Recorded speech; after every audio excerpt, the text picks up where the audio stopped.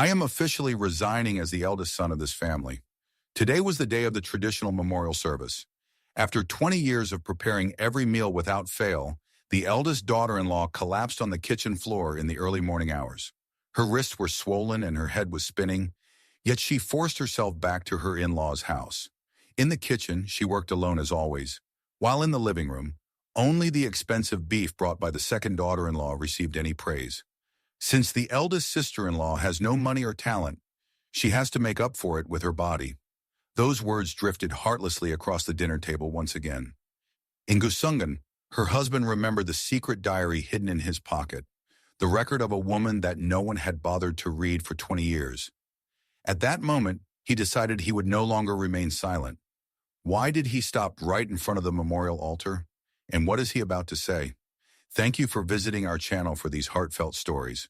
Before we begin, please subscribe and like this video, and let us know in the comments where you are listening from so we can send our warmest wishes your way. Now let us begin today's story. The winter wind howled through the narrow cobblestone streets of Providence, Rhode Island, carrying the sharp scent of the Atlantic and a frost that seemed to settle into the very bones of the city.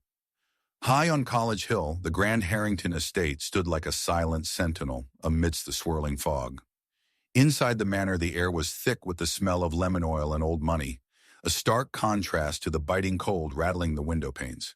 While the rest of the neighborhood lay tucked under heavy quilts, the kitchen of the Harrington house hummed with the lonely, rhythmic sounds of labor. It was 3 a.m., the hour when the world is caught between a memory and a dream. Evelyn sat at the expansive oak island, her slender frame swathed in an oversized cardigan that had seen better days. Her hands, once delicate and agile, were now mapped with the faint scars of 1,000 kitchen mishaps and the redness of constant scrubbing. Before her lay the Harrington silver, a massive, ornate collection of candelabras, serving trays, and gravy boats that had been passed down through generations. Each piece required a meticulous touch to meet the exacting standards of the upcoming ceremony.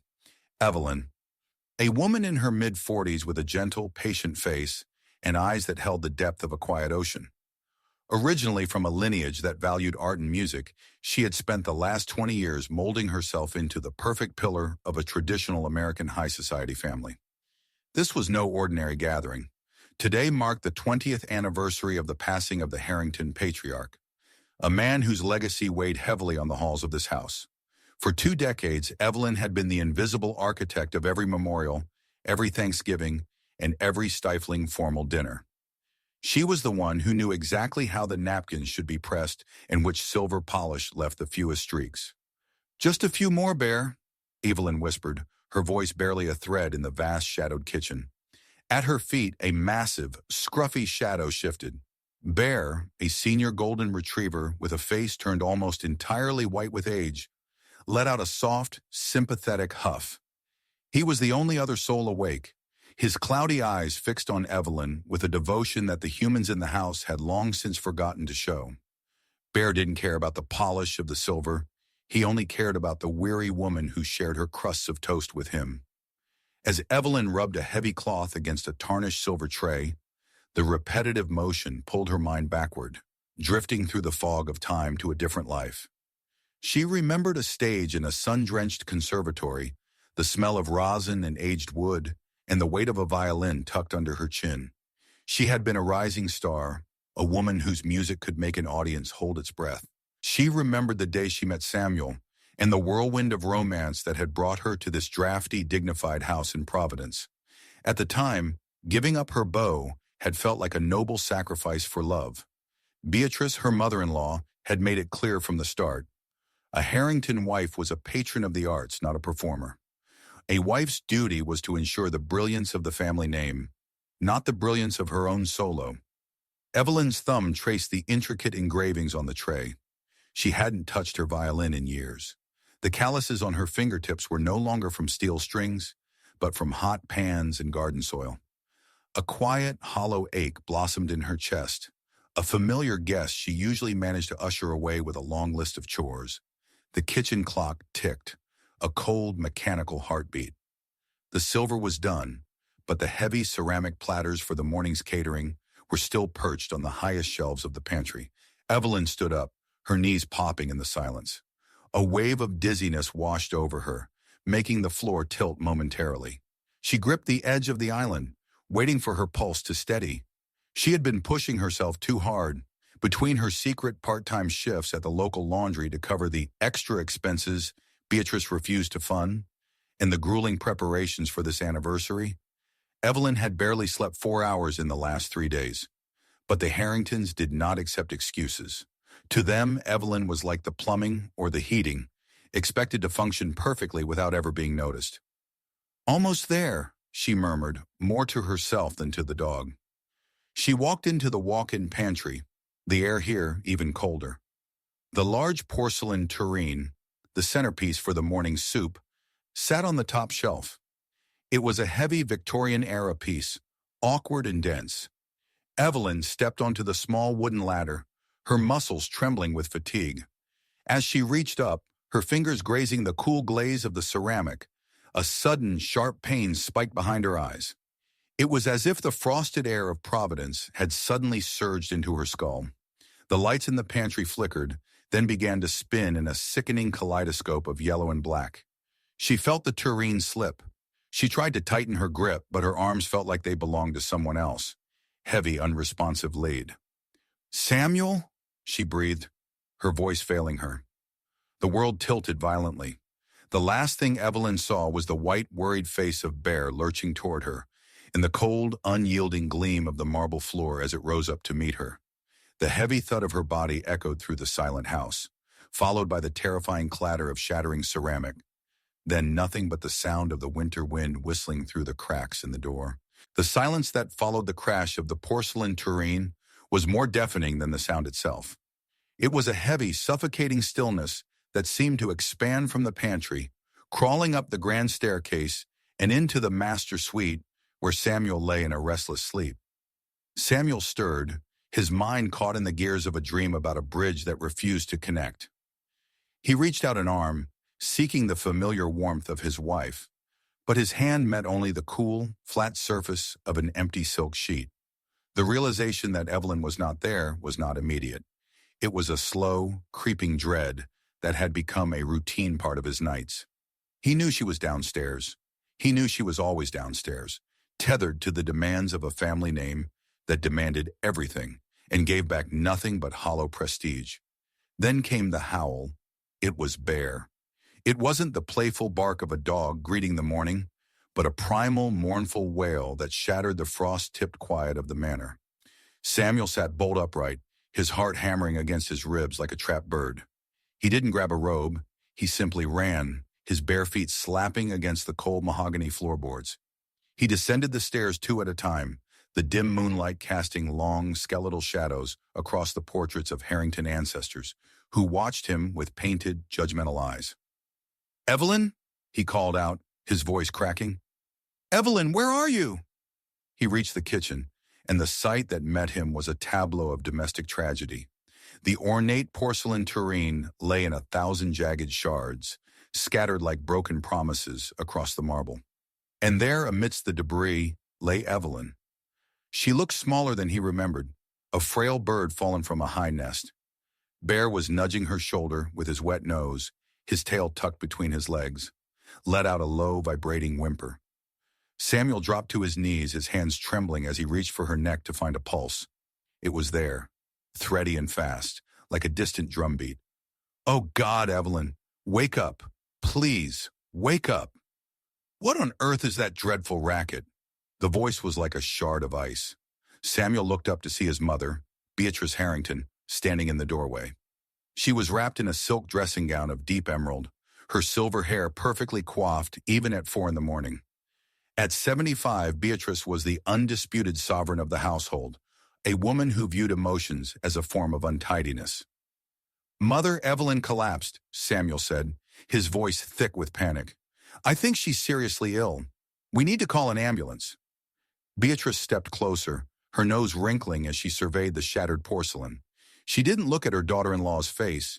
She looked at the mess. "Look at the tureen," she sighed, her tone one of mild inconvenience rather than concern. "That was a wedding gift from the Vanderbilts. It's irreplaceable. "Mother, she's unconscious!" Samuel shouted, the rare burst of defiance echoing off the copper pots hanging from the ceiling. Beatrice adjusted her sleeves, her expression hardening into a mask of weary skepticism. "Don't be so dramatic, Samuel. It's a classic tactic. She's likely just exhausted herself and is now putting on a performance to avoid the heavy lifting for the memorial luncheon. I saw her leaning against the counter yesterday. She's been looking for a way out of her duties for weeks. Just carry her to bed and tell her she has 3 hours to recover before the caterers arrive." Without another word, Beatrice turned on her heel and glided back toward the stairs, the silk of her robe whispering against the floor like a snake in the grass. Samuel looked back down at his wife. For the first time in years, the veil of duty and tradition felt like it was being ripped away. He slid his arms beneath her, bracing himself to lift a weight he expected to be substantial. But as he stood, he nearly stumbled. Evelyn was light, terrifyingly so. It was as if she were made of nothing but bone and balsa wood. As he carried her up the stairs, Bear following closely behind with a heavy, rhythmic tread, Samuel looked down at the hand draped over his forearm. The skin was translucent, tracing the delicate blue veins beneath, but it was her palm that caught his eye. It was calloused and dry, marked with a network of fine red scars. Burns from the oven, nicks from the silver polish, the permanent indentation from years of gripping a heavy mop. This was the hand of a woman who had been at war with the house for 20 years. He laid her gently on their bed, the vastness of the mattress making her look even more diminished. He stayed with her, bathing her forehead with a cool cloth, watching her eyelids flutter in a shallow, fitful sleep. He felt a profound, aching guilt. How many times had he seen her working late and simply offered a tired thank you before heading to bed? How many times had he ignored the way her shoulders sagged under the weight of his mother's endless requests? As the first gray light of a Providence dawn began to bleed through the heavy velvet curtains, Samuel moved to tuck the duvet more securely around her. As he smoothed the mattress near her pillow, his hand brushed against something hard and unfamiliar, tucked deep beneath the edge of the mattress. He pulled it out. It was a small, tattered notebook, its cover wrapped in faded violet velvet. The edges were frayed, and the ribbon marker was stained. He hesitated. Samuel was a man of privacy, a man who respected boundaries. But the image of her lying on the kitchen floor and his mother's icy dismissal had opened a door in his mind that he couldn't close. He opened the first page. The handwriting was elegant but cramped, as if the writer were trying to fit a lifetime of secrets into a limited space. February 14th. The entry began from years ago. Samuel brought me roses today. Beatrice told me they were common and had them moved to the servants' entrance. I smiled and said it didn't matter, but inside I felt like the petals, dropped and stepped on. My violin is in the attic now. I can hear it crying sometimes when the wind is high, or perhaps that's just me. Samuel felt a cold shiver that had nothing to do with the Rhode Island winter. He flipped through the pages, his eyes catching fragments of a history he had lived through, but never truly seen. August 12th. Candace arrived for the weekend. Candace Harrington, Samuel's sister-in-law, was a woman whose ambition was matched only by her sharp tongue. She was married to Samuel's younger brother Thomas and lived in a high-rise in Boston, visiting Providence only to remind everyone of her superior status. Candace laughed at my shoes today, the diary read. She said they were sturdy, a code word for poor. She asked why I don't hire a decorator for the gala. I couldn't tell her that Beatrice had cut the household budget again to pay for Thomas's new boat. So I spent the night sewing the drapes myself. My fingers are bleeding, but the silk is beautiful. Samuel's breath hitched. He turned to the most recent entries, the ink fresher, the handwriting more hurried. January 20th. I fainted in the laundry room today.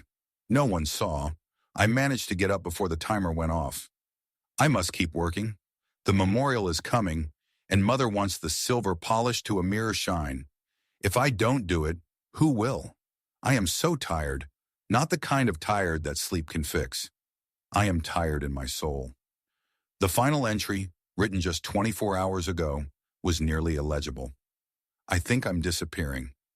I look in the mirror and I don't see the girl who played Mozart in London. I see a shadow.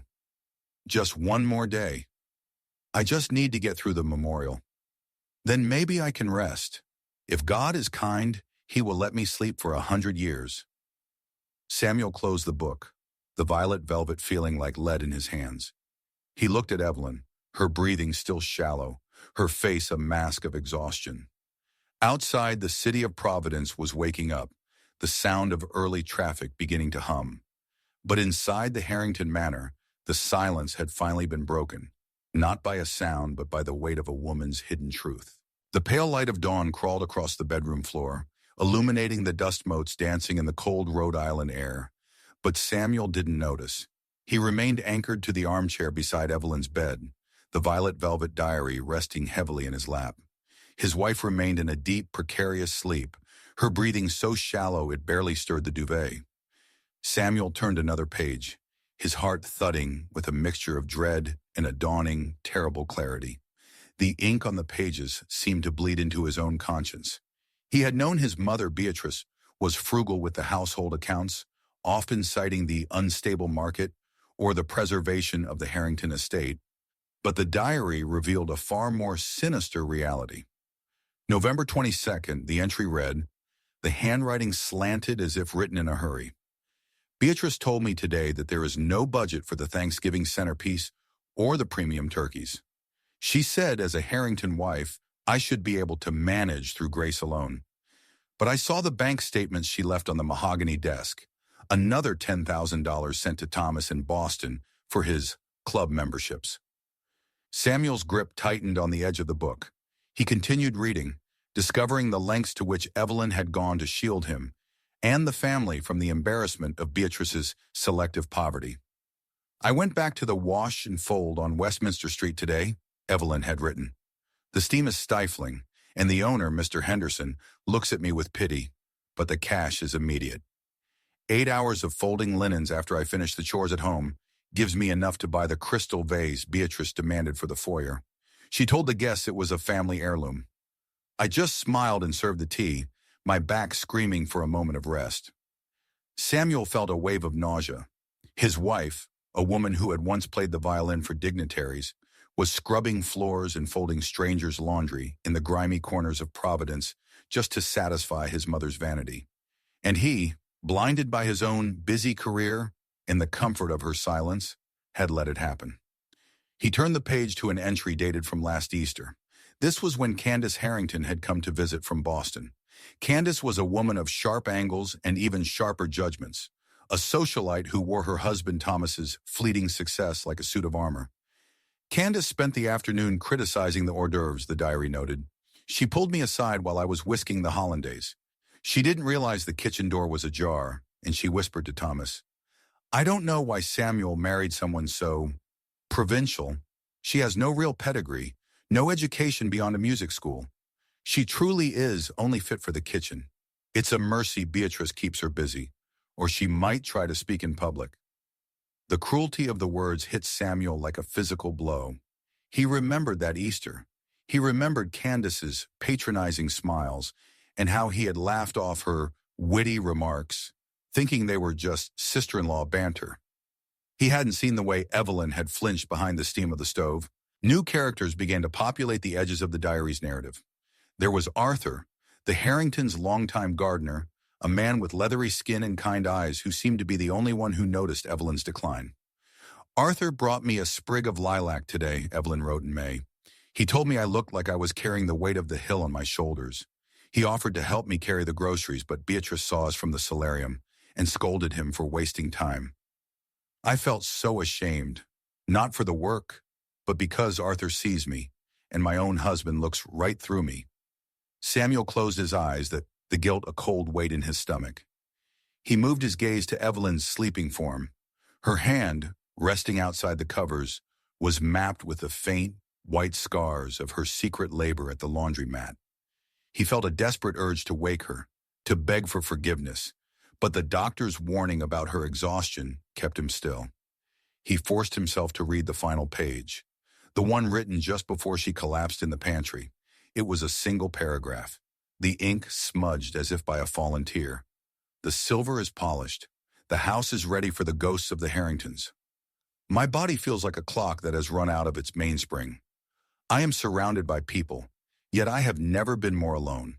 Just once, just once in 20 years, I wish someone would walk into this kitchen, take the cloth from my hand and ask me, "Are you tired, Evelyn?"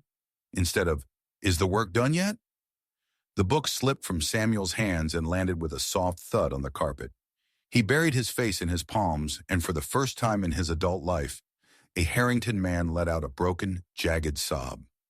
The tradition he had upheld was a tomb, and he had been the one holding the door shut on the woman he loved. Beside him, Bear let out a low, sympathetic whine and rested his heavy head on Samuel's knee. The dog's eyes were filled with an ancient, knowing sadness. Samuel stood up, his legs shaking. He didn't go back to sleep. Instead, he walked to the window and watched the sun finally crest over the Providence skyline. The city was beautiful, gold-leafed in the morning light, but the house behind him felt like a hollow shell. He looked at the diary on the floor. The GD techniques of emotion, transformation, and justice were no longer abstract concepts. They were a roadmap for the war he was about to wage against his own family. He looked at the clock. In 4 hours, the memorial luncheon would begin. Beatrice would expect him to be dressed in his finest suit, playing the part of the grieving, dignified son. Candace would arrive with more snide remarks and gifts bought with money Evelyn had bled for. Samuel reached down and picked up the violet book. He wouldn't hide it. He wouldn't put it back under the mattress. He tucked it firmly under his arm. The silence of the Harrington Manor was about to be broken by a voice that had been stifled for far too long. The grandfather clock in the foyer chimed 10 times, its heavy brass pendulum swinging like a guillotine blade. Evelyn's eyes fluttered open to a room saturated in soft gray light. The dizziness remained, a persistent hum at the base of her skull, but the instinct of 20 years was stronger than any physical ailment. She remembered the shattered porcelain, the cold floor, and the looming deadline of the Harrington Memorial. "I have to get up," she whispered, her voice like dry leaves. Samuel was gone from the bedside, but a glass of water and a small plate of toast sat on the nightstand. She ignored them.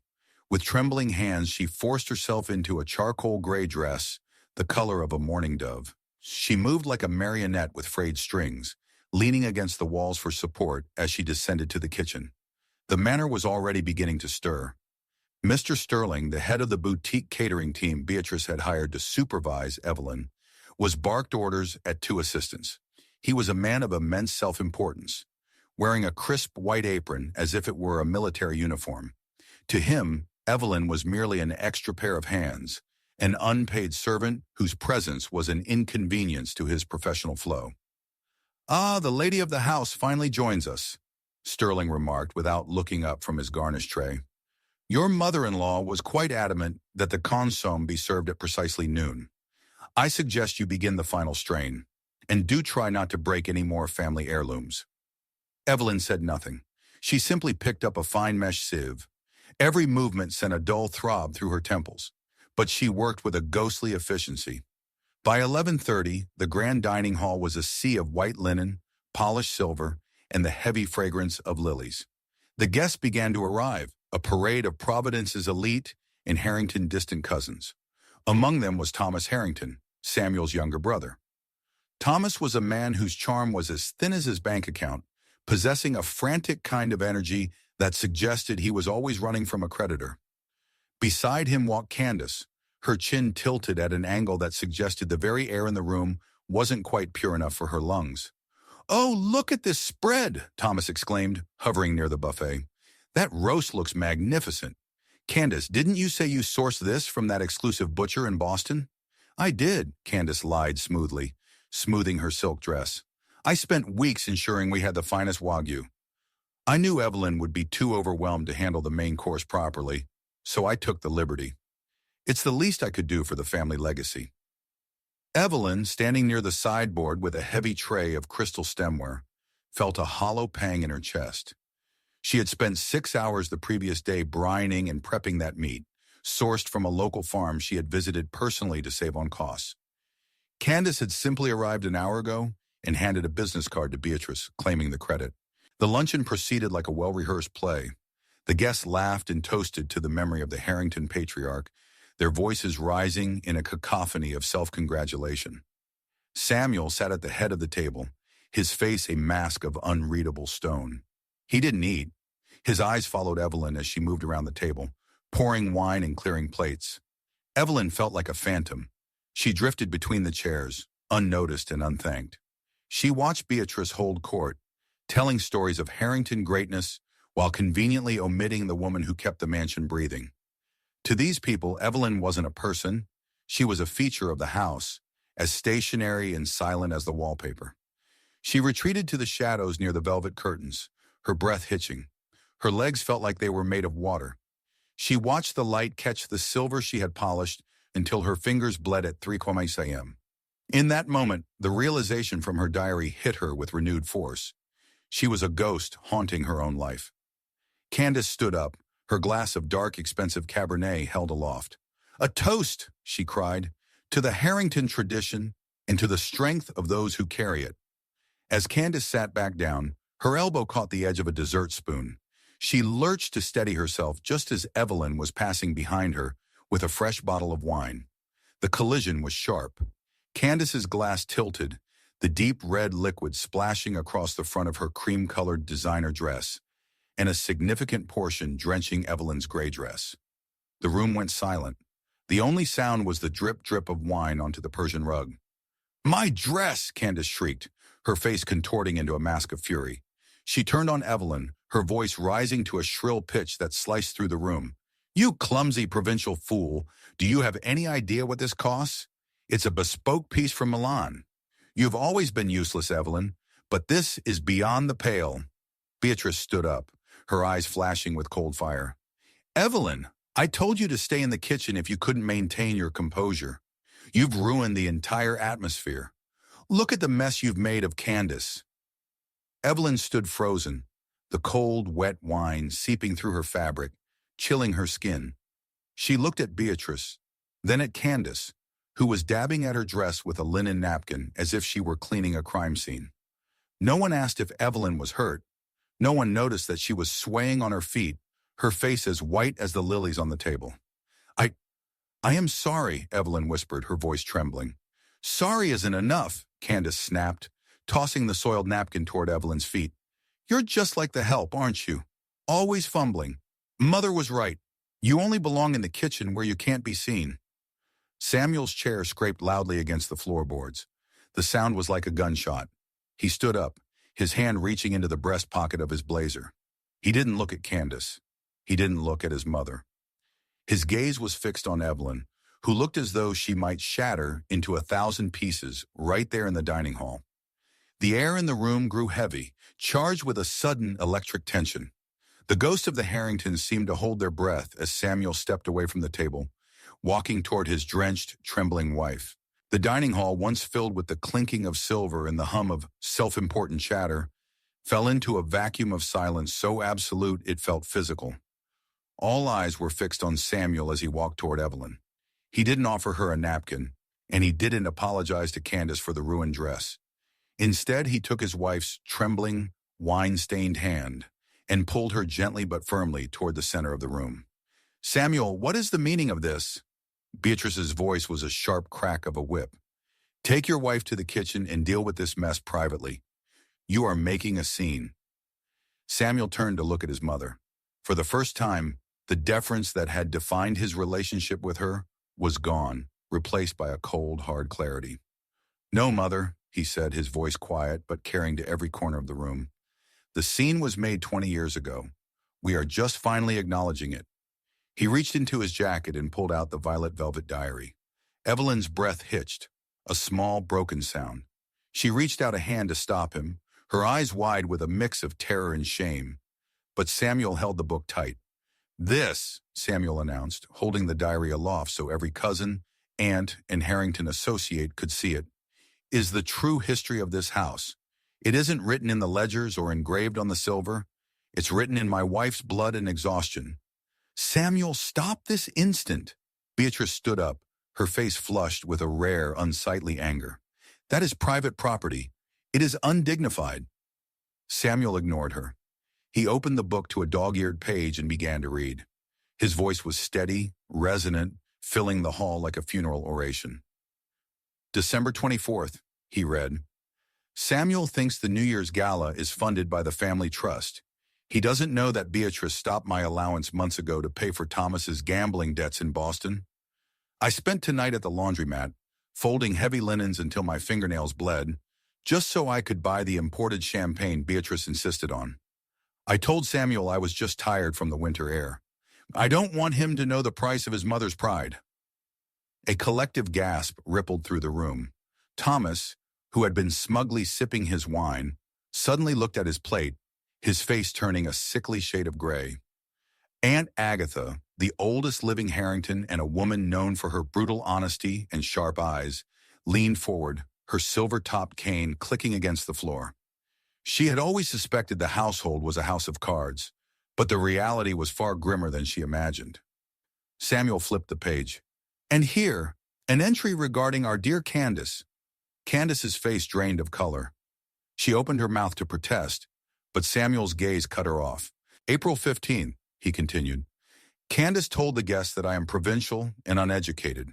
She said I was a mercy case for the Harringtons. I wonder if she knows that while she was mocking my lack of pedigree, I was in the kitchen mending her silk stockings because she's too refined to do it herself. I am the invisible glue holding their vanity together, and yet I am the only one they treat with contempt. That's enough, Beatrice screamed, slamming her hand onto the table. I will not have this family dragged through the mud by a disgruntled woman's scribblings. Samuel, put that book away or leave this house. Samuel looked at his mother, really looked at her, and saw the hollow shell of a woman who valued a name more than a human soul. He looked at the wine dripping from Evelyn's dress, the wine that Candace had spilled while calling her a fool. He looked at Evelyn's scarred hands, the hands of a violinist who had been forced to become a scullery maid. You want to talk about the Harrington honor, Mother? Samuel asked, his voice dropping to a dangerous, low vibrato. You want to talk about the tradition we are honoring today? He stepped toward the head of the table, his presence commanding the room in a way he never had before. He looked at the portraits on the walls, the long-dead men and women who had built this legacy. For 20 years, Samuel said, his voice rising, I walked through these halls with my eyes closed. I let my wife disappear so I could live in the comfort of your tradition. I watched her grow thinner, quieter, and more broken, and I told myself it was just the weight of being a Harrington. I was a coward. He turned back to the guests, his eyes blazing with a fierce, protective fire. But today, the silence ends. My wife is not a servant. She is not a mercy case. She is a woman of grace and talent that none of you deserve to stand beside. He looked directly at Beatrice, who was trembling with a mixture of rage and the sudden, terrifying realization that she was losing control. You said this house was built on honor and ancestral dignity, Samuel declared, the words ringing out like a bell. But you lied. 20 years of history, and I finally see the truth. This house was not built on the Harrington name. This house was not built on the pride of our forefathers. He reached out and took Evelyn's hand again, lifting it so everyone could see the calluses and the wine stains. This house, Samuel proclaimed, his voice echoing in the sudden, frozen stillness of the hall, was built on the blood, the sweat, and the silent tears of Evelyn. It was built on the ruins of her dreams. And I will not allow one more drop of her life to be sacrificed for this ghost of a legacy. The Sayadayo trow was a physical weight in the room. Evelyn began to weep, but they were not the quiet, shamed tears of a ghost. They were the ragged, heaving sobs of a woman who had finally been heard. Samuel pulled her into his arms, shielding her from the stares of the clan. Beatrice sank back into her chair, her face a mask of defeat as the murmurs of the guests began to rise like a tide. The banquet of ghosts was over. The truth had arrived, and it had a voice that could no longer be silenced. The echoes of Samuel's declaration had barely settled when the room shifted from stunned silence to a low, ominous murmur. The guests, once complicit in their indifference, now looked at the head of the table with a mixture of voyeuristic hunger and growing disdain. Beatrice sat rigid, her hands trembling as she clutched the lace tablecloth, her power evaporating like mist under a harsh sun. You talk of honor, Samuel, Candace spat, her voice shrill as she tried to reclaim the narrative. But you are airing dirty laundry in front of everyone. Your wife's incompetence with the budget is common knowledge. If she had to work at a laundromat, it was likely to cover her own foolish mistakes. Samuel didn't flinch.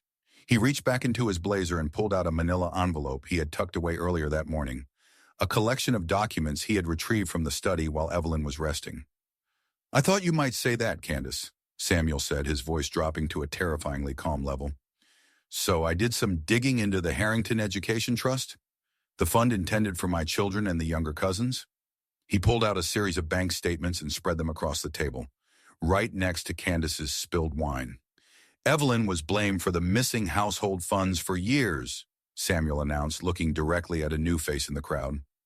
Mr. Bennett, the family's longtime accountant.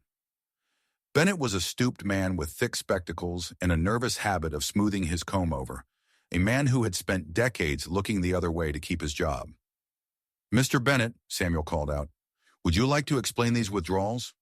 The ones signed by Thomas but authorized through a secondary card held by Candace? The $50,000 spent at boutiques in Paris and Milan last autumn, while Evelyn was scrubbing floors to buy groceries? Mr. Bennett withered under the gaze of the entire room. He stammered, looking toward Beatrice for protection, but found none. I was told it was for family representation expenses, Mr. Harrington. Mrs. Candace insisted it was necessary for the Harrington image in Boston. The room erupted. Aunt Agatha slammed her cane against the floorboards. Image? Representation? She barked. You stole from the children's future to dress yourself in silk while this woman bled for your comfort? It's a disgrace. The relatives who had for years accepted Beatrice's narrative that Evelyn was a financial burden now turned their eyes toward the woman in the wine-stained gray dress. They saw her through a different lens, not as a provincial outsider, but as the sacrificial lamb of their own lifestyle. Cousins who had ignored her greetings now looked at their feet, a heavy, suffocating guilt filling the air. Thomas reached for the papers, his face a mask of panicked sweat. Samuel, let's talk about this in the study. You're overreacting. Families help each other. Families don't exploit their own, Thomas, Samuel replied, his voice cold and final. And they don't blame the victim for the crime. Beatrice finally spoke, her voice a hollow rasp. Samuel, enough. You have made your point. You are destroying everything I spent a lifetime building. No, Mother, Samuel said, walking back to Evelyn's side. You destroyed it the moment you decided that a person's soul was worth less than a silver platter. You allowed this woman, who loved me, who loved this family, to be treated like a servant in her own home. You watched her disappear, and you did nothing but demand more. Evelyn, who had been leaning against Samuel, finally straightened her back. She looked at Beatrice, not with the fear of a subordinate, but with the profound, weary pity of a survivor.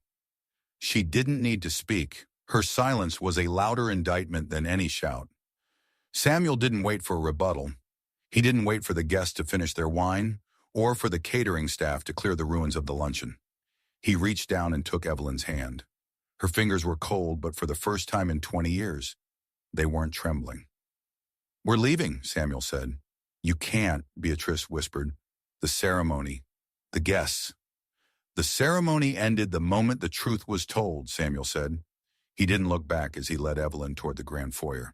Bear, sensing the shift in the house, let out a sharp, decisive bark and trotted ahead of them, his white-tipped tail wagging with a renewed purpose. Behind them, the sounds of the Harrington clan began to swell. Thomas and Candace arguing, Aunt Agatha's voice rising in condemnation, and the heavy rhythmic thud of Beatrice's cane as she tried to maintain a world that no longer existed. They stepped out onto the porch. The Providence fog had thickened, a white swirling shroud that erased the street and the neighboring mansions. It was cold, biting, and damp, but as Evelyn breathed it in, it felt like the first clean air she had ever tasted. Samuel opened the door to their old sedan. He didn't take the luxury SUV that Beatrice had gifted them for appearances. He took the car he had bought with his own money, the one Evelyn had used for her secret trips to the laundromat. As they drove down College Hill, The grand Harrington Manor disappeared into the gray mist behind them. All the silver, all the portraits, and all the tradition were left to rot in the silence. Evelyn looked at her hands in the dim light of the dashboard.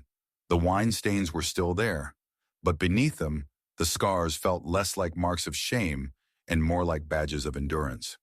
"Where are we going?" she asked softly. "Away," Samuel said, his hand finding hers over the center console. "To a place where nobody cares about your pedigree and everyone wants to hear you play." The night was ahead of them, dark and uncertain, but as the city lights of Providence faded into the distance, the weight that had crushed Evelyn's heart for 2 decades finally began to lift.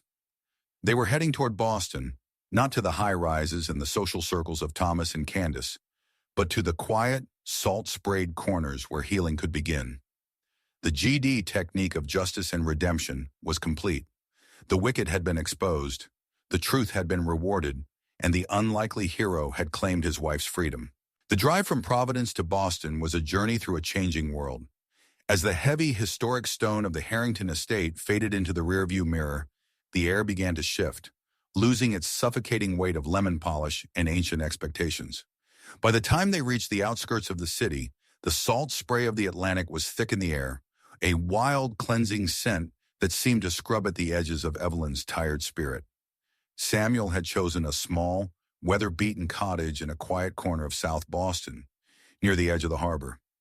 It was a place of gray cedar shingles and a wide wooden porch that looked out over the restless, blue-green water. It was a far cry from the marble halls of Providence, but as the tires of their sedan crunched over the gravel driveway, Evelyn felt a strange, humming warmth in her chest. "It's not a manor," Samuel said, his voice soft as he cut the engine. "But it's ours. No ghosts, no silver to polish, and no budgets to manage for people who don't love you." Evelyn stepped out of the car, her legs still feeling slightly unsteady, but the ground here felt solid. Bear leaped out from the back seat, his white face tilted toward the wind, let out a joyful, deep-throated bark. He didn't wait for permission. He simply bounded toward the patch of tall seagrass near the porch, finally free to be a dog instead of a house ornament. Waiting for them at the porch was Mrs. Gable, the neighbor from the cottage next door. She was a woman in her late 60s with a face like a dried apple, wrinkled, sweet, and incredibly sturdy. She wore a thick wool cardigan and held a steaming pot of tea. "You must be the new arrivals," Mrs. Gable said, her voice a hearty rasp. "I'm Martha Gable. I saw the lights were on and thought you'd need something to chase away the sea chill. The house has been empty too long. It needs some life in it." For the first time in 20 years, Evelyn was greeted not with a critique of her appearance or a list of demands, but with a simple, human kindness. She took the tea, her fingers brushing Mrs. Gable's rough, warm hand. "Thank you," Evelyn whispered. "We've traveled a long way." The first few days in Boston were a blur of deep, heavy sleep. Evelyn slept in a bed with cotton sheets that smelled of sunshine instead of silk, and she woke up only when her body felt like it. Samuel was a constant, quiet presence. He spent his days arranging their new, simpler life and his evenings sitting on the porch with her, watching the ships move like glowing embers across the dark harbor. One Tuesday morning, after Evelyn had finished a slow breakfast, Samuel walked into the living room carrying a long, slender case made of dark, polished wood. He looked nervous, his fingers tapping against the brass latches. "I've been holding on to a secret," Samuel said, setting the case on the coffee table. "A year ago, I started a private savings account. I told myself it was for a family emergency, but after I read your diary, I realized the emergency had been happening for 20 years. He clicked the latches open. Nestled in a bed of deep crimson velvet was a violin. It wasn't just any instrument. It was a handcrafted masterpiece from a small luthier in Cremona, its wood glowing with the color of aged honey and fire. Evelyn gasped, her hand flying to her mouth. She reached out, her fingers trembling as she traced the elegant curve of the F-holes. The scent of rosin and old spruce filled her senses, a memory of a girl who had once played Mozart in a sun-drenched conservatory. You bought this for me?" she asked, her voice breaking. "Samuel, this must have cost a fortune." It cost exactly what I was going to donate to the Harrington Foundation this year, Samuel said firmly. I decided your soul was a better investment than a bronze plaque in a library you're not even invited to. Evelyn lifted the violin. It felt light, yet incredibly powerful, as if it were vibrating with a song that had been waiting for her to find it. She tucked it under her chin. The familiar weight sent a jolt through her system. She picked up the bow, her calloused fingertips feeling the tension of the horsehair. She drew the bow across the strings. The first note was a jagged, terrified scratch. Evelyn winced, her shoulders hunching. 20 years of scrubbing floors and polishing silver had stiffened her joints and dulled her muscle memory. She tried again. Another rough, discordant sound. I can't, she cried, setting the bow down. I've lost it, Samuel. I'm just a woman who folds laundry and stirs soup. The music is gone. It's not gone, Evelyn, Samuel said, kneeling beside her. It's just buried. You spent 20 years playing a part you hated.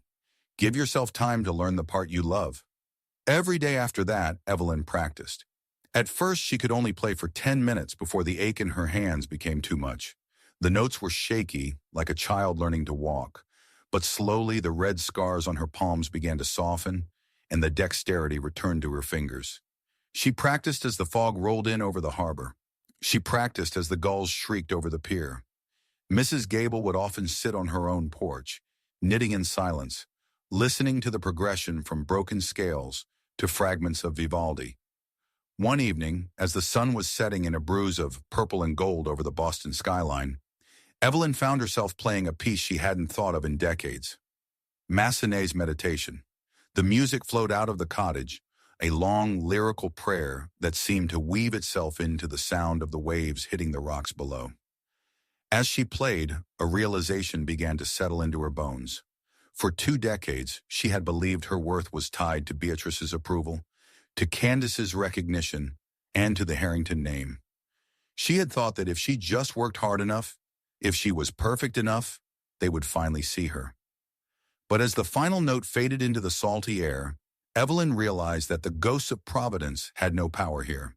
She didn't need Beatrice to tell her she was elegant. She didn't need Candace to validate her education. She didn't need a manner to feel like a queen. She looked at her hands. They were still scarred, but they were holding a bow instead of a mop. She looked at Samuel, who was watching her with tears in his eyes. She was no longer a Harrington servant. She was Evelyn, a woman, an artist, a survivor. The transformation was not in the house or the violin, but in the quiet strength that now anchored her heart. She was whole, and for the first time in her life, she was enough just as she was. The golden hour in Boston possessed a different clarity than the gray mists of Providence. Here the sun dipped toward the horizon, not as a fading light, but as a brush dipping into a palette of fire and amber, painting the harbor in strokes of brilliant copper. On this particular evening, a small community center near the South Boston Pier was buzzing with a quiet, expectant energy. A hand-painted sign stood by the entrance. The Resonant Heart, a musical evening for the unheard. Inside, the room was filled with women whose stories were etched into the lines of their faces. Nurses, waitresses, mothers, and widows. Many of them were invisible women, the ones who kept the city moving while rarely being seen. Among them sat Elena, a young woman with weary eyes and ink-stained fingers who worked 3 jobs to support her siblings. She had met Evelyn at the local grocery store months ago, and it was Elena's story of stifled ambition that had inspired Evelyn to organize this night. Evelyn stood backstage, adjusting the tuning pegs of her violin. Her hands were no longer the trembling, scarred instruments of a servant. They were strong, the skin supple, and the muscles disciplined by a year of purposeful practice. She wore a simple dress of midnight blue, not because Beatrice had chosen it, but because it reminded her of the deep ocean she now loved. "Ready?" a voice whispered. Evelyn turned to see Samuel. He looked younger, the permanent crease of worry between his brows having smoothed away since they left College Hill. He held a bouquet of wild sea lavender, and beside him, Bear sat with a dignified wag of his white furred tail. Bear wore a festive red bandana, looking less like a weary shadow and more like a proud guardian. "I am," Evelyn said, smiling. For the first time, I'm not playing to meet a standard. I'm playing to tell a story. As she stepped onto the small wooden stage, the room fell into a respectful silence. Evelyn didn't begin with a difficult concerto. Instead, she looked at the women in the audience, at Elena, at Mrs. Gable in the front row, and began to speak. She told them about the 20 years of silence, the silver polish, and the laundromat. She told them that music isn't just notes on a page. It's the sound of a soul reclaiming its right to breathe. Then she raised her bow. The music that emerged was a transformation hook in its purest form. It began with a low, mournful lament that spoke of the cold Providence winters and the weight of a name. But as the tempo shifted, the melody grew wings. It became a soaring, defiant anthem that mirrored the salt spray and the Boston wind. It was the sound of a healing journey, every note a step away from the pantry floor and toward the light. In the middle of the performance, Evelyn's mind drifted for a moment to a letter that sat on her desk back at the cottage. It had arrived a month ago, bearing the heavy Harrington wax seal. Beatrice had written it herself. The handwriting was shaky, the once sharp letters now stumbling across the parchment. The letter spoke of a silent house, of Thomas's mounting legal troubles, and of Candace's departure. It contained the words Evelyn had waited 2 decades to hear. I was wrong. I let pride blind me to the treasure in my own home. Please come back. Evelyn had read it once, then tucked it away. She felt no malice, no burning desire for revenge. The justice and redemption she sought had already been achieved the night they drove away in the fog. She had chosen to forgive Beatrice, not because the older woman deserved it, but because Evelyn deserved the peace that came with letting go. She would not return to the manor. The ghost could keep the silver. She had the song. As the sun began to set, casting long crimson shadows through the tall windows of the center, Evelyn reached the climax of her piece. She closed her eyes, feeling the vibration of the wood against her collarbone. She wasn't just an unlikely hero who had escaped a gilded cage. She was a woman who had found the silent voice that transcends language. The final note hung in the air, shimmering like the light on the water. There was a long moment of silence before the room erupted into applause. It wasn't the polite, distant clapping of the Providence elite. It was the thunderous, tearful gratitude of people who had felt the music in their bones. Elena was standing, her eyes bright with a new kind of fire. Mrs. Gable was nodding, a slow, knowing smile on her face. Evelyn lowered her violin and looked at Samuel. He was clapping the loudest, his eyes fixed on her with a faith that had been restored through their shared struggle. Bear let out a joyous bark, his tail thumping against the floor like a drum. Evelyn walked to the edge of the stage and looked out at the harbor. The sky was a riot of orange, pink, and deep violet. For 20 years, she had been a shadow, a servant, a ghost. But as the applause washed over her, she realized she was finally home. Not in a house, but in herself. She was Evelyn Harrington. No, she was simply Evelyn. And her melody was just beginning. Through the story of Evelyn, we are reminded that our worth is never defined by how much we can endure in silence, but by the courage we find to speak our truth. A life built on the expectations of others is but a hollow shell. True fulfillment begins only when we reclaim our own voice and honor the dreams we once set aside. Kindness should never be a one-way street of sacrifice, and no tradition is worth the price of a human soul. Remember, it is never too late to pick up your violin and play the melody you were always meant to share. If this story touched your heart, please like and share it to bring light to someone else who may be suffering in silence. Comment below with your thoughts and subscribe to our channel to join a community built on love, respect, and growth. May the Creator watch over you and your loved ones. May He give you the strength to stand tall in the face of injustice and the grace to find peace in your own healing journey. If you believe that God still performs miracles and leads us to the light, please write Amen in the comments.